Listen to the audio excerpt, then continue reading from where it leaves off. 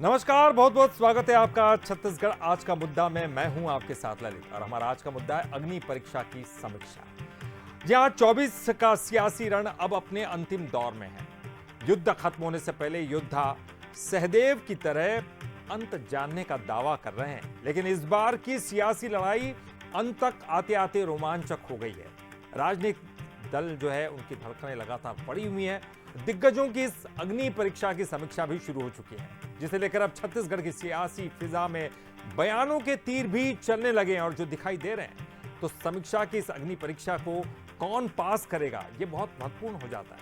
आज चर्चा इसी पर करने वाले, लेकिन उससे पहले ये खास रिपोर्ट देखिए, उसके बाद हमारे साथ एक पैनल भी जुड़ा होगा, उनसे भी परिचय कराएंगे। लेकिन पहले ये रिपोर्ट देखिए।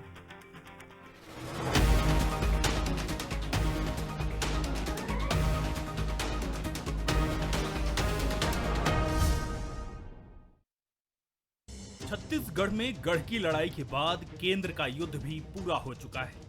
राजनीतिक दलों के दिग्गजों ने पूरी मुस्तैदी से जंग लड़ी, फिजाओं में बयानों के तीर भी लहराए। वादों की बयारबाही बीजेपी से सीएम विष्णुदेव साय, किरण सिंहदेव और कांग्रेस के दीपक बैज, भूपेश बघेल ने इस महायज्ञ में आहुति दी। क्लीन स्वीप का दावा कर रही बीजेपी ने अब इस अग्नि परीक्षा की समीक्षा शुरू कर दी है। 4 जून को आने वाले नतीजों से पहले बीजेपी ने बड़ी बैठक की, जिसमें इंटरनल रिपोर्ट समेत तमाम कयासों पर मंथन किया। अग्नि परीक्षा की समीक्षा, नतीजों से पहले बीजेपी का मंथन, इंटरनल रिपोर्ट पर भी हुआ चिंतन, काउंटिंग को लेकर तय की गई जिम्मेदारी, आगामी कार्य योजना पर भी हुई चर्चा, परिणाम आने तक तैनात रहेंगे कार्यकर्ता, काउंटिंग के दौरान मुख्यालय पर तैनात रहेंगे सीनियर लीडर। इस चुनाव में कांग्रेस भी दिखा रही दम, कई सीटों पर कांटे की टक्कर। परिणाम से पहले बीजेपी ने तैयारियों को मुकम्मल कर खाका खींच लिया है। सभी 11 सीटों पर तैनात योद्धाओं से फीडबैक लिया, जिस पर कांग्रेस तंज कस रही है। कांग्रेस का कहना है कि बीजेपी अपनी हार की समीक्षा कर रही है। देखिए, भारतीय जनता पार्टी में हमेशा परंपरा रही है, प्रत्येक स्तर पर समय समय पर पार्टी के कार्यकर्ता को प्रशिक्षण देने का काम होता है। और आज अगर भारतीय जनता पार्टी के मंत्रियों की कोई बैठक चल रही है, कोई प्रशिक्षण दिया है, तो उसमें बुराई क्या है। कांग्रेस सिर्फ छत्तीसगढ़ में नज़र नहीं आ रही है, कांग्रेस पूरे देश में कहीं नज़र नहीं आ रही है। और 4 तारीख के बाद कांग्रेस को दूरबीन लेके आपको खोजना पड़ेगा। अभी तक कहाँ सोए हुए थे क्या? चुनाव हुए, 7 तारीख को चुनाव हुए हैं और लगभग अब 1 महीने करीब हो रहे हैं, तो ये देर से जागने का काम कर रहे हैं। अब वो समझ गए हैं कि इस बार विधानसभा जैसा रिजल्ट नहीं आएगा, लोकसभा में हारने वाले हैं, तो अपनी हार की समीक्षा वो करेंगे। अब बारी मतगणना की है, जब ईवीएम खुलते ही पता चलेगा कि जनता ने किसे जीत का ताज पहनाया है। लेकिन उससे पहले ही बीजेपी हो या कांग्रेस है, सबके अपने दावे हैं। तो किसके दावे में कितनी हकीकत है और कौन होगा इस अग्नि परीक्षा में पास, इसका बेसब्री से इंतजार है। तो जी हाँ, तो ये अंतिम दौर है, आखिरी क्षण। और देखिए, परीक्षा हो चुकी है, एक युद्ध हो चुका है, अब तैयारी रिजल्ट को जानने की है। और ये जो समय होता है ना, बहुत महत्वपूर्ण हो जाता है, क्योंकि इंटरेस्टिंग भी होता है। आप अपने कार्यों की समीक्षा भी करते हैं। दोनों ही राजनीतिक दलों ने बहुत मेहनत की है, जमीन पर खड़े होकर मेहनत की है। तो नतीजों का इंतजार और उस वक्त, उससे पहले समीक्षाओं का दौर भी लगातार पार्टियों के भीतर चलता रहता है। तो क्या कुछ चल रहा होगा इस वक्त पार्टियों के मन में, ये जानने की हम कोशिश करेंगे। हमारे साथ एक पैनल है, चलिए उनका परिचय करा दें। राजीव चक्रवर्ती जी हमारे साथ भारतीय जनता पार्टी के प्रवक्ता, अमित श्रीवास्तव जी हमारे साथ कांग्रेस के प्रवक्ता, और डॉक्टर अनिल द्विवेदी जी वरिष्ठ पत्रकार। आप तीनों का बहुत बहुत स्वागत करते हैं बंसल न्यूज़ पर। चलिए मैं शुरुआत करूंगा अनिल जी आप ही से। जैसे कि हम लगातार कहते हैं कि एक युद्ध के रूप में भी हम इसे देख सकते हैं। युद्ध की जैसे शुरुआत होती है, तमाम रणनीतियां बनाई जाती है, सामने वाली विपक्षी टीम को कैसे पराजित किया जाए, कैसे कैसे हमारे योद्धा रहेंगे, सामने वाले योद्धा कैसे होंगे, उनका भी आंकलन किया जाता है। युद्ध जब बीच में पहुंचता है, तब ये कहा जाता है कि पहले क्या कुछ हुआ, कुछ गलत तो नहीं हुआ, और जो गलत हुआ तो अब इसको कैसे सही किया जाए, कैसे सामने वाली टीम पर विजय पाया जाए। लेकिन युद्ध जब आखिरी टप्पे पर पहुंच जाता है, बहुत मुश्किल होता है। अब हमारे पास और कोई दूसरा चारा नहीं है, बल्कि केवल रिजल्ट का इंतजार करना है। क्या कुछ कहेंगे, किस तरह की चीजें अभी राजनीतिक दलों के मन में चल रही होंगी? देखिए ललित जी, युद्ध तो अभी इजराइल और गाजा के बीच चल रहा है। देश में जो हुई है वो चुनावी महाभारत हुई है। जी, सही और कहा। एक तरफ बीजेपी है और बाकी कांग्रेसी दल, कांग्रेस है, दूसरे दल भी हैं। और इस देश ने जो मैंडेट दिया है वो 4 जून को हमारे सामने, इस समय तक तो स्थिति साफ हो चुकी होगी कि इस देश में सरकार कौन बना रहा है। वैसे मोदी की गारंटी चल रही है, मोदी का जादू चल रहा है, इसमें दो मत नहीं है। पूरे देश में उनकी सभाएं हुई हैं, राहुल गांधी की भी सभाएं हुई, कांग्रेस भी चुनाव लड़ रही, बहुत हिम्मत के साथ चुनाव लड़ रही है। और ये भी तय है कि किसी न किसी सरकार तो बनेगी और देश जीतेगा। कुल मिलाकर के देश में सरकार आएगी, हमें एक नई सरकार बनेगी। कांग्रेस बीजेपी तो चुनाव तक होता है, उसके बाद जो सरकार बनती है वो हमारी होती है। ये बात भी दोनों ही राजनीतिक दलों को बड़ी उदारता के साथ स्वीकार कर लेना चाहिए। अब जहां तक सवाल है कि छत्तीसगढ़ का क्या होगा, और यदि हम जमीनी धरातल की बात करें, जो आंकड़े हमें पिछले चुनावों के दिखाई देते हैं, उसमें तो कांग्रेस हमेशा थोड़ा नुकसान में ही रही है। उसने ज्यादा से ज्यादा 4 सीटें जीती हैं 11 में से, और बीजेपी का जो आंकड़ा रहा है वो 10 सीट जीतने का रहा है। तो बीजेपी कहीं ना कहीं प्लस में रही है, खासकर छत्तीसगढ़ राज्य बनने के बाद लोकसभा चुनाव में बीजेपी की बहुतायत रही है। और लेकिन कांग्रेस ऊर्जस्वित हुई है। राहुल गांधी के मुद्दे भी चले और कांग्रेस ने जिस तरह मुद्दे दिए, 1 लाख रुपए साल देंगे, फिर उन्होंने और भी दूसरे भ्रष्टाचार वगैरह इसके जो मुद्दे उठाए, उसके चलते कहीं ना कहीं कांग्रेस को एक वोट बैंक तो बढ़ा है। और राहुल गांधी की जो यात्रा हुई, न्याय यात्रा, उसमें भी उसको कहीं ना कहीं गेन मिलेगा। तो उम्मीद की जा रही है कि इस बार कांग्रेस की सीटें कुछ बढ़ेंगी। हालांकि पिछली बार कांग्रेस की ही सरकार थी राज्य में, उसके बाद भी वो 2 सीट से ज्यादा नहीं जीत पाए थे लोकसभा में। और इस बार जब मोदी की गारंटी है, बीजेपी बहुत उफान से परिणाम लेकर के आई है, सत्ता में है, तब तो वो बिल्कुल रिस्क नहीं लेना चाहती और उसने पूरी दमखाई से चुनाव लड़ा है। तो बीजेपी को कहीं ना कहीं इस बार भी फायदा दिख रहा है कि सीटें उसकी ज्यादा रहेंगी। और जो स्पेशल आंकड़े हैं, और एक बात और कहना चाहूंगा कि रिजल्ट आने के बाद दोनों ही राजनीतिक दलों के जो कद्दावर नेता हैं, उनका भविष्य कहीं ना कहीं खतरे में पड़ा दिखाई देगा। उनकी कहीं ना कहीं टीआरपी कम या ज्यादा होगी। खुद मुख्यमंत्री भी 2 लोकसभा सीटों पर उनका दबदबा है, सरगुजा और रायगढ़ सीट पे, जहां उन्होंने चुनाव प्रचार किया, जहां से वो आते हैं।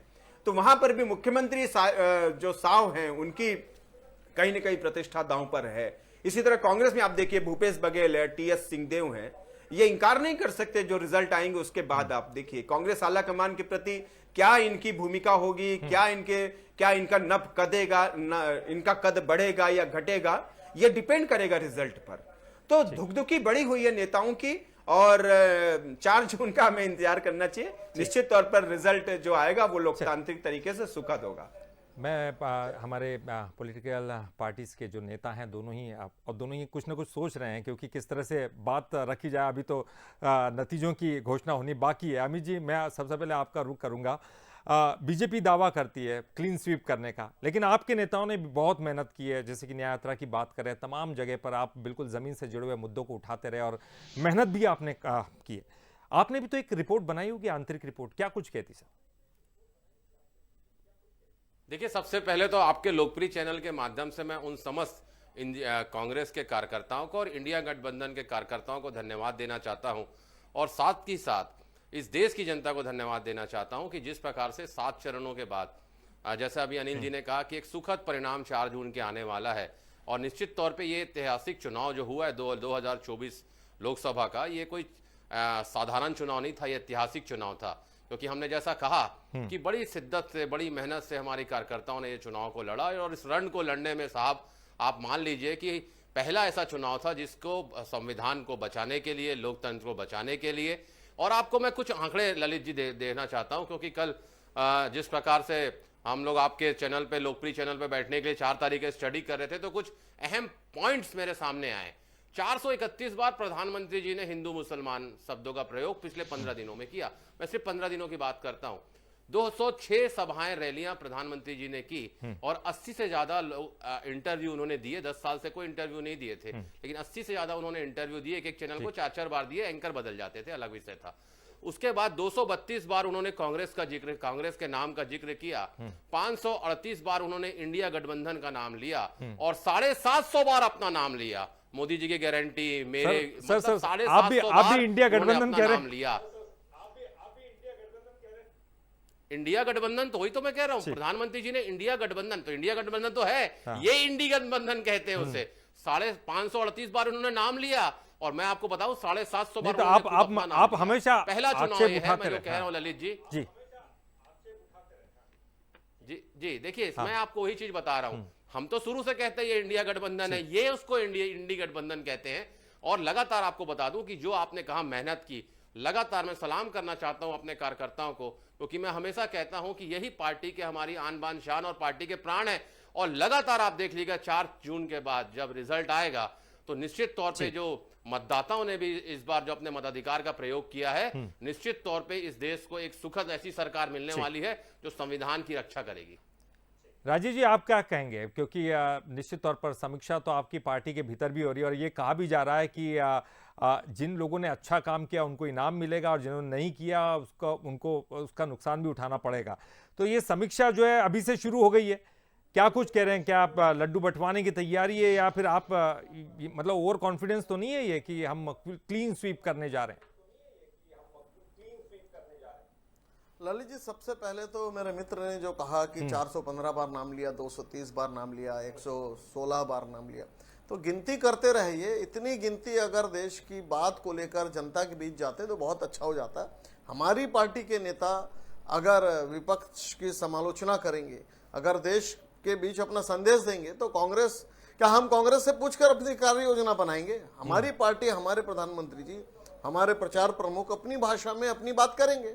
अब उसमें कांग्रेस को तकलीफ हो रही तो कोई बात नहीं साहब, एक बार और तकलीफ सह लीजिए। 4 तारीख को आज जो बैठक हुई है, उस बैठक में तय किया गया, जो क्लस्टर प्रमुख आए थे, जो चुनाव संचालक सह संचालक आए थे, जो विधानसभा प्रभारी थे, सारे लोगों की बैठक हुई कि किस प्रकार से कौन कहाँ तैनात रहेगा, किस जहाँ पे नतीजे आएंगे और आखिरी तक नतीजे लेने तक और सर्टिफिकेट लेने तक हमको वहाँ रुके रहना। ये सारी जो बातें रहती हैं, जो स्ट्रेटेजियाँ रहती, वो तय हुई है। अब वो तय हुई है, उसके साथ ये भी तय किया गया है कि अगर मान लीजिए हम विजय जुलूस निकालते हैं, वो एक निर्धारित समय पर निकालें, वहां पर हम जनता का ध्यान रखें, कहीं हम ट्रैफिक जाम ना करें। ये सारी तमाम बातें हैं कि जो संगठन की बैठक होती है।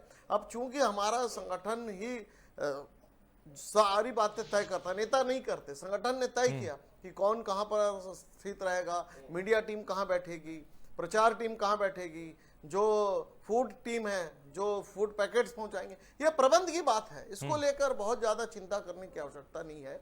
और भारतीय जनता पार्टी की जो आज जो सर्वे रिपोर्ट, हम तो सर्वे पहले ही कर चुके थे चुनाव के पहले कि कितनी पोलिंग हुई है, कितने हमारे प्रतिशत है, जो चुनाव के पहले जो हमारे सर्वे होता है बूथ के स्तर पर, वो सारी बातों की और आज परिणाम के पहले भी एक समीक्षा होती है कि हम कितनी सीटें जीत रहे। बहुत शानदार, जानदार और सुखद परिणाम आ रहे हैं, लोकतंत्र की जीत हो रही है। ये जो कांग्रेस पार्टी चुनाव के बीच में कहती है कि लोकतंत्र, भाई चुनाव हो रहा है यानी लोकतंत्र जीवित है। हमने कभी 100 बार किसी राज्य को बर्खास्त नहीं किया। वो कांग्रेस पार्टी जो 100 से ज्यादा बार राज्य सरकारों को बर्खास्त करती अमित थी, जी, वो किस मुंह से जनता को कहती कि लोकतंत्र खतरे में है। उन्होंने कहा कि क्लीन स्वीप, आपने जो आंकलन किया है, आपकी कितनी सीटें आ रही हैं?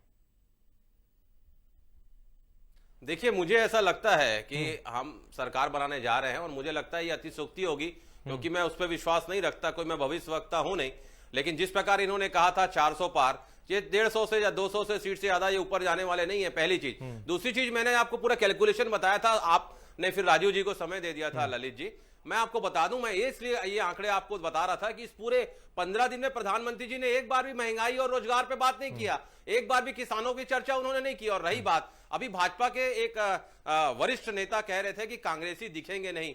साहब, अगर आपको कांग्रेसी नहीं दिखते, मतलब या तो आपको दृष्टि दोष हो गया है या आप अपने आंखों का इलाज कराइए, आपको मोतियाबिंद हो गया है। क्योंकि कांग्रेस का एक कार्यकर्ता इस रण को लड़ने के लिए सड़कों पे घूमा है और इस तपती धूप में उसने बताया है कि जब तक कांग्रेस का एक कार्यकर्ता है, वो लोकतंत्र का प्रहरी बनके, लोकतंत्र का सिपाही बनके इस लोकतंत्र की रक्षा करेगा। क्योंकि प्रजातांत्रिक मूल्यों को ध्वस्त करने का काम अगर किसी ने इस देश में किया है तो वो भाजपा ने किया। और हमने हमने किसी का भी अकाउंट सीज नहीं किया था, इन्होंने हमारा अकाउंट सीज किया, दो मुख्यमंत्री को जेल में डाल दिया, लेवल प्लेइंग फील्ड तक नहीं देते, और उस नहीं, बिना पे ये चाहते तो हैं कि पुरानी 400 बातें हो गई सीटें सर। देंगे। इसीलिए इस देश अब की तो जनता, इन बातों को एक करने मिनट, का कोई ललित जी, मतलब ही एक नहीं है, मिनट, हो गया, इसीलिए- वो मतदान तो हो चुका है। ललित जी एक मिनट, एक मिनट ललित जी, जब हाँ, बताइए। नहीं नहीं एक मिनट, बताइए, ललित जी एक मिनट, बताइए।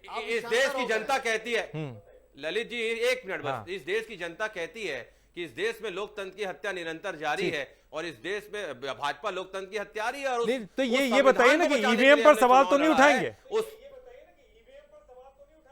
देखिए, मान लो आप मैंने जीत गए। सवाल- एक मिनट सॉरी, देखिए मैं आपको बता, हाँ। मैं आपको बता, तो ठीक है। अरे या तो आप राजू जी से पूछ लीजिए, नहीं, मैं आप ही से या पूछ मुझसे। रहा हूं। राजू जी राजू जी, आपके पास तो आऊंगा, ईवीएम पे सवाल तो वो उठा रहे हैं। हम सवाल नहीं उठा रहे ठीक हैं।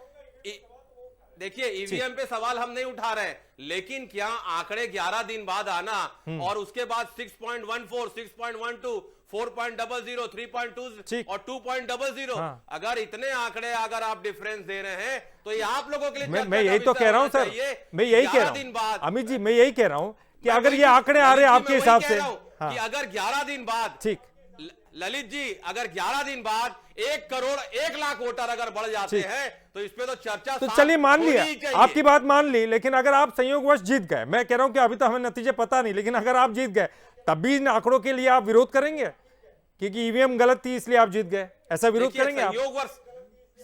संयोग वर्ष तो हम नहीं अभी साहब, कह नहीं सकते ना संयोग साहब। वर्ष नहीं, हाँ जी। 10,000 किलोमीटर की हमारे नेताओं ने यात्रा अच्छा, की है, ठीक सर। लगातार हम कार्यकर्ताओं के साथ जनता की हमने आवाज उठाई ठीक है। है। आप बहुत- बड़े बहुत वरिष्ठ गंभीर- पत्रकार ठीक है हैं, सर, मैं बहुत सम्मान हाँ। करता हूं आपका। जी, जी, मैं बहुत- आपके शब्दों से आज पहली बार इत्तेफाक नहीं रखता। नहीं, मैं हमने ठीक है, मेहनत मैं की तो है। संयोग इसलिए कह रहा हूं क्योंकि अभी नतीजा पता नहीं हमको, हम तो अभी कुछ भी नहीं कह सकते हैं, हो सकता है बीजेपी जीते, हो सकता है जी, आप जी। जीते, लेकिन अगर आप जीते क्या तब भी ईवीएम पर सवाल उठाएंगे? ये बड़ा सवाल है, क्योंकि आप तो कह रहे हैं कि कुछ आंकड़े गलत बताए गए। मैं ठीक, 1 करोड़ 1 लाख ठीक। वोटर अगर 11 दिन बाद रिजल्ट आता है, ठीक। तो मुझे लगता है इस पे ठीक चर्चा है, जरूर होनी ठीक है, चाहिए। चर्चा होनी चाहिए। राजीव जी क्या कुछ कहेंगे? देखिए 11 दिन बाद इसलिए आती है कि चुनाव आयोग पूरी रिपोर्टिंग करने के बाद अलग अलग सेक्टर की रिपोर्टिंग आती है, उसको इकट्ठा करने में समय लग जाता है। हालांकि चुनाव आयोग स्पष्ट कर चुका है, लेकिन चूंकि कांग्रेस सरकार की हार तय हो चुकी है और कहावत है ना कि नाच न जाने आंगन टेढ़ा, तो इनको आंगन टेढ़ा दिखने लग गया है। वीवी पर्ची की बात करना, रिपोर्टिंग की बात करना, अरे भैया आप चुनाव मैदान में दो हाथ कर चुके हैं, उसके बाद अगर आप कहते हैं कि हमें तो लगता है हम जीतो तो ईवीएम ठीक है, हम नहीं जीते, जहां कांग्रेस की आप 400 पार की बात कर रहे हैं राजीव जी, आप 400 पार की बात कर रहे हैं, कहां से आएंगे? क्योंकि जहां से आपको बहुत ज्यादा मत मिले हैं, जहां से सीटें मिली हैं, वहां तो वहां की सबसे ज्यादा सीटें आपने जीत ली है। आप तो दक्षिण पे फोकस करना है। क्या आपको लगता है दक्षिण से आपको जो इतने सीटें मिलेंगी कि आप 400 पार कर जाएंगे? बहुत अच्छी बात कही आपने, बिल्कुल। जो हिंदी क्षेत्र है वहां से तो हम जीत ही रहे हैं, और उसमें और जितना भी एक्सट्रीम लेवल हो सकता है उस पर जीत के आ रहे हैं। उत्तर पूर्व में हम जीत रहे हैं, पश्चिम बंगाल में हमारी सीटें बढ़ रही है, कर्नाटका में अगर कोई कसर रह गई थी वो पूरी हो रही है, आंध्रा तेलंगाना में हमारी सीटों में बहुत बड़ा इजाफा हो रहा है, वहां पे हमारा एनडीए गठबंधन चंद्रबाबू नायडू के साथ अच्छा काम कर रहा है। ओडिशा में जहां हम बहुत कुछ नहीं थे वहां बहुत अच्छी मात्रा में हम जीत रहे हैं। अगर कुल मिला के पूरे भारतवर्ष को देखें तो भारतीय जनता पार्टी ने जो अपना लक्ष्य रखा है, लक्ष्य कमल है, लक्ष्य अटल है और 400 पार है, अनिल तो जी, उसको लेकर एनडीए काम कर रही है। अब अगर देखेंगे तो पिछले बार भी 340 के आसपास थे हम, अगर एनडीए का आप अगर देखेंगे बोलो आप, और आज देखेंगे तो 360 है। शिवसेना, नहीं सर, आपका एक अपना आकलन है, आपकी अपनी मेहनत है, तो हम सर्वे भी थोड़ी सी आपने बढ़त किया, की बात उस है। पर मैं नहीं जाना और चाहूंगा। हमारे लक्ष्य है। ठीक, मेरा तो एक सवाल था, मन में सहज उठा, इसलिए अनिल जी आपसे जानना चाहूंगा। देखिए इस बार हमने देखा है कि ऐसी कोई साइलेंट वोटर की जिस पे हम चर्चा करते रहे, इस बार कोई ऐसी लहर नहीं देखी, ना मोदी लहर ना मोदी विरोधी लहर भी नहीं देखी, दोनों ही तरफ की कोई बड़ी लहर नहीं देखी। साइलेंट वोटर क्या आपको लग रहा है कि इस बार का चुनाव कुछ थोड़ा अलग हटके है? हमें अभी पता नहीं कि क्या कुछ हो सकता है। देखिए ललित जी, छत्तीसगढ़ी में एक कहावत है, जेहा अपन हाथ में नागर धरे वोहा जगमग खेती करे। अच्छा, इसका मतलब है कि जो अपने हाथ में हल लेकर के चलता है वही जगत में खेती कर पाता है, वही फसल निकाल पाता है। तो मेहनत तो दोनों राजनीतिक दलों की तरफ से हुई है। राहुल गांधी ने भी खूब सभाएं की, नरेंद्र मोदी ने भी खूब सभाएं की, इंडिया जो बाकी गठबंधन थे उन्होंने भी मेहनत की है, लेकिन जनता किसके साथ जाएगी ये बड़ा सवाल है। और उसने इस बार बहुत सोच समझ के फैसला किया है। पूरे चुनाव में नारा, नीति और नेतृत्व, ये तीन चीजें चली हैं, और इन तीन चीजों में कौन किस राजनीतिक दल पे भारी है ये यहाँ की सब पूरे देश की जनता ने समझा है। उसके सामने मुद्दे बड़े प्रश्न बड़े स्तर पर थे, उसके सामने सरकार की सफलताओं का मामला था, उसके पीछे विपक्ष ने कितना आक्रामक होकर काम किया ये भी जनता ने देखा। तो इसलिए कांग्रेस हो या बीजेपी हो या बाकी राजनीतिक दल, उन्होंने एक सवाल, मेरा समय मेरे पास कम है तो अमित जी जाते जाते पूछना चाहूंगा। अमित जी देखिए, एग्जिट पोल में तो आना चाहिए ना, आपने इतनी मेहनत की है, आपकी सीटें भी आ सकती है, आपकी मेहनत भी दिखाई दे रही है, आखिर एग्जिट पोल में आइए, देखिए, डिबेट कीजिएगा, हो सकता है कि बहुत सारी चीजें निकलकर सामने आए, क्यों इससे किनारा कर रहे हैं? देखिए, बिल्कुल आपका कहना सही है, लेकिन मुझे लगता है एग्जिट पोल जो होता है वो that was not the exit poll. लेकिन हम किसी पे भविष्यवक्ता तो है नहीं कि अगर 1 लाख लोगों के बीच में गए तो हमारे किसी कार्यकर्ता को तो लेके आपने गया नहीं। तो भविष्यवक्ता तो बीजेपी भी नहीं है। मुझे लगता है कि ये बहुत सारी उसमें, देखिए मैं वही चीज बोल रहा हूं, देखिए मैं वही चीज आपको कह रहा हूं कि अगर सारे चीजों पे हम इन्वॉल्व रहते तो निश्चित तौर पे जाते। और मुझे लगता है कि जनता ने अपने मताधिकार का प्रयोग करके ये बता दिया है कि जनता किसके साथ है। तो मुझे लगता है कि जनता के जनादेश का सम्मान करते हुए हमें 4 जून तक इंतजार करना चाहिए। ठीक है, बिल्कुल हम इंतजार करेंगे, क्योंकि हमको इंतजार करना ही होगा 4 जून का। हालांकि 1 तारीख का भी इंतजार सभी लोग कर रहे हैं, क्योंकि एग्जिट पोल आना है और 4 तारीख को आना है एग्जिट पोल, तो निश्चित तौर पर इनका इंतजार तो होगा। आप सभी का बहुत बहुत शुक्रिया करते हैं इस डिबेट में पार्टिसिपेट करने के लिए, बहुत बहुत शुक्रिया आपका। तो देखिए, निश्चित तौर पर अग्नि परीक्षा है, अब वो खत्म हो चुकी है, अब उसकी समीक्षा की बारी है। इंटरेस्टिंग होगा, क्योंकि वो तारीख बहुत नज़दीक है जब रिजल्ट आना है, क्योंकि जो कुछ किया वो सब कुछ सामने होगा जब घोषणा होगी। इंतजार सभी को रहेगा 4 तारीख का, जब एग्जिट पोल आने वाला है। बहरहाल हमारी इस खास पेशकश में इतना ही। बंसल न्यूज़ पर खबरों का सिलसिला लगातार।